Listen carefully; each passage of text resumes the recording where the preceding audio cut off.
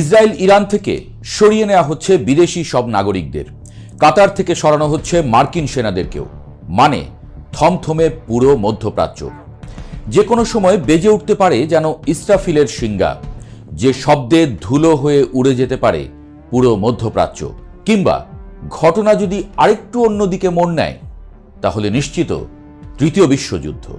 পরিস্থিতি যেদিকে গড়াচ্ছে তাকে মহাপ্রলয় ছাড়া আর অন্য কিছু বলা কঠিন।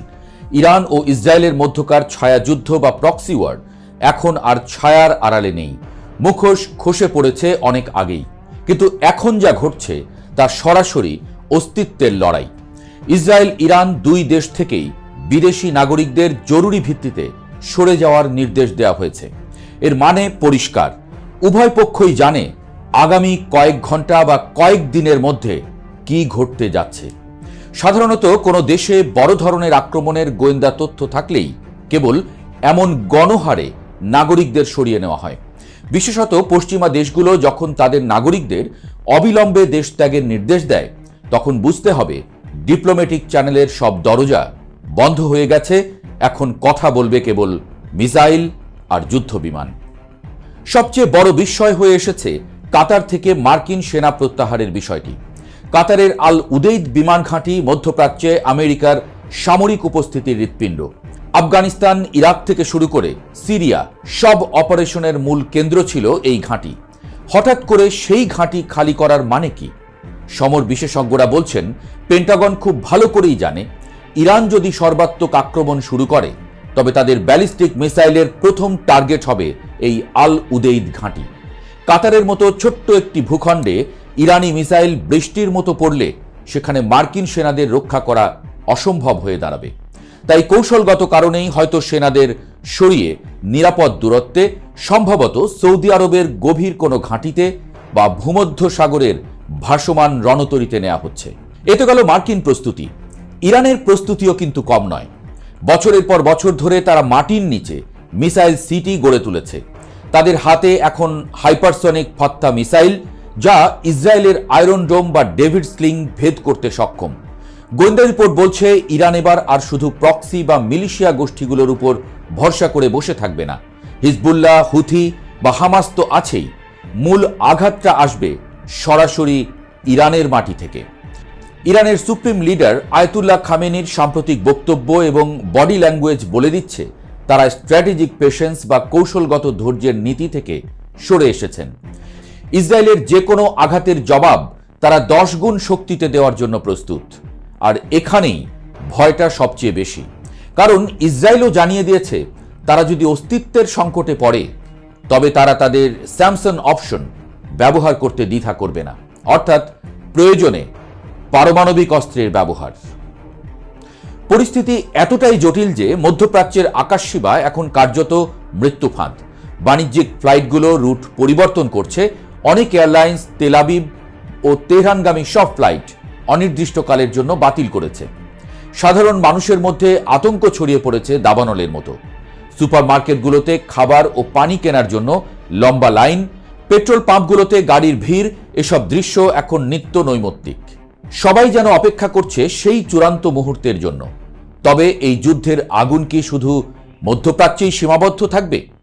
ইতিহাস বলে মধ্যপ্রাচ্যের আগুন কখনোই সীমানার কাঁটাতারে আটকে থাকে না। ইরান যদি হরমুজ প্রণালী বন্ধ করে দেয়, তবে বিশ্ব বাজারে তেলের দাম ব্যারেল প্রতি $200 ছাড়িয়ে যেতে পারে। এতে ধসে পড়বে ইউরোপ আমেরিকার অর্থনীতি, আর বাংলাদেশের মতো উন্নয়নশীল দেশগুলোর অবস্থা হবে খুবই শোচনীয়। পরিস্থিতি যখন এমন, রাশিয়া এবং চীনও এই সমীকরণে নীরব দর্শক হয়ে বসে থাকবে না। ইউক্রেন যুদ্ধে ব্যস্ত রাশিয়া ইতোমধ্যে ইরানের সাথে সামরিক ও কৌশলগত সম্পর্ক গভীর করেছে।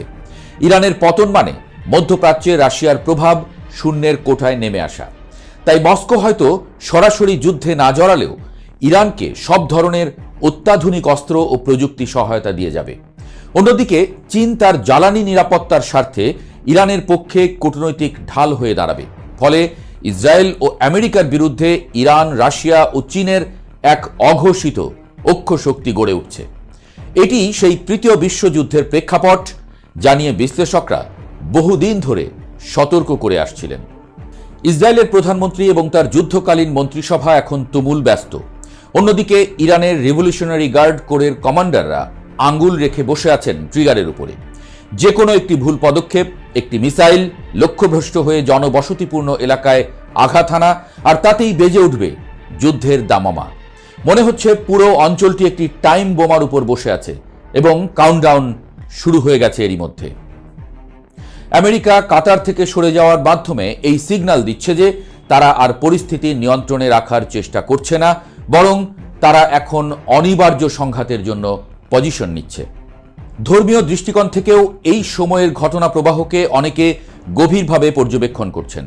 মধ্যপ্রাচ্যের মানুষের মুখে মুখে এখন একটাই কথা, কেয়ামতের আলামত। হাদিস ও ধর্মীয় গ্রন্থে বর্ণিত শেষ জামানার যুদ্ধ বা মালহামার সাথে বর্তমান পরিস্থিতির অদ্ভুত মিল খুঁজে পাচ্ছেন অনেকে। ফোরাত নদীর পানি শুকিয়ে যাওয়া, শাম বা সিরিয়ার ধ্বংসযজ্ঞ, আর এখন ইরান ইসরায়েলের এই মুখোমুখি অবস্থান সবই যেন এক সুতোয় গাঁথা। সাধারণ মানুষের এই বিশ্বাস পরিস্থিতিকে আরও আবেগঘন এবং ভয়ঙ্কর করে তুলছে।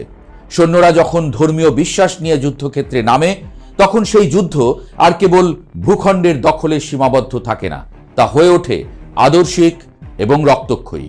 সবচেয়ে শঙ্কার বিষয় হলো এই যুদ্ধে কোনো পক্ষই হার মানতে রাজি নয়। ইসরায়েল মনে করে ইরানকে এখনই না থামালে তারা পারমাণবিক বোমা বানিয়ে ফেলবে, যা ইহুদি রাষ্ট্রের অস্তিত্ব মুছে দেবে। অন্যদিকে ইরান মনে করে ইসরায়েল এবং আমেরিকা মিলে মধ্যপ্রাচ্য থেকে ইসলামী প্রতিরোধ ব্যবস্থা ধ্বংস করতে চায়। এই ডু অর ডাই মানসিকতাই পরিস্থিতিকে খাদের কিনারে নিয়ে গেছে। কূটনৈতিক আলোচনার টেবিল এখন ধুলোমলিন, সেখানে বসার মতো কেউ নেই। জাতিসংঘ বা অন্যান্য আন্তর্জাতিক সংস্থাগুলো কেবল নিন্দা আর সতর্কবাণী দিয়েই দায় সারছে, কিন্তু বাঘে মহিষে লড়াই থামানোর ক্ষমতা তাদের কারণেই। এখন প্রশ্ন হলো, এই বারুদ ভর্তি ড্রামে প্রথম দেশলাইটা কে জ্বালাবে? ইসরায়েল কি আগে ভাগে ইরানের পারমাণবিক স্থাপনায় হামলা চালাবে, নাকি ইরান আগে ইসরায়েলের সামরিক ঘাঁটিগুলো গুঁড়িয়ে দেবে?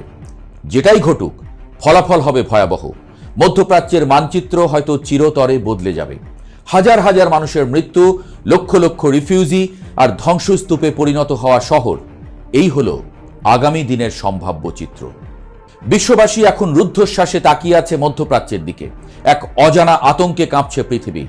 ইসরাফিলের সিংগায় ফুঁ দেওয়ার মতোই ভয়ঙ্কর কোনো শব্দ শোনার অপেক্ষায় এখন সবাই।